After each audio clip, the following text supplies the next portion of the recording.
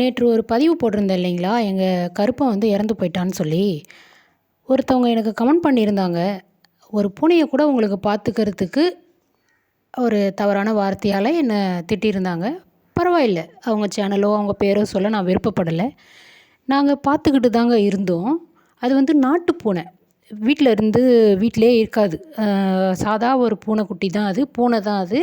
அது எங்கே வேணாலும் வெளியில போவும், வரும். இதுவே இந்த பெர்ஷியன் கேட்டு அந்த மாரி பூனைகள்னாக்கா, வீட்ல வச்சிருந்து வளர்த்தோம்னா, அது அப்படியே இருக்கும். இது எங்கே பார்த்தாலும் போயிட்டு வர்றதால நம்மளால வந்து அத கண்ட்ரோல் பண்ண முடியாது. அப்படி நாங்க இருக்கிறது வந்து கிராமங்க. இங்க வந்து எலி நெறையா இருக்குன்னு நெறைய பேர் விஷம் வச்சு சாவடிச்சு தூக்கி வெளியில வீசுவாங்க. அந்த எலிய சாப்பிட்டுருந்தாலும் அந்த பூனை இறந்துருக்கும்.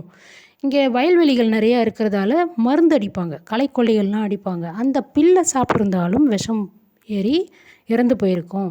எங்கள் வீட்ல இன்னொரு குட்டி பூனை ஒன்று இருந்ததுங்க. எங்கள் கண்ணு முன்னாடியே 2 நாளா சாப்பிடாம இருந்தது. நாங்க ஹாஸ்பிட்டலுக்கு தூக்கிட்டு போனோம். தூக்கிட்டு போய் அதற்கு வைத்தியம் பண்ணி இப்போ நல்லா இருக்கு அந்த பூனை. அந்த மாரி எங்க கண்ணு முன்னாடி ஏதாவது உடல்நிலை சரியில்லாம இருந்திருந்தா நிச்சயமா நாங்க விட்டுருக்க மாட்டோம்.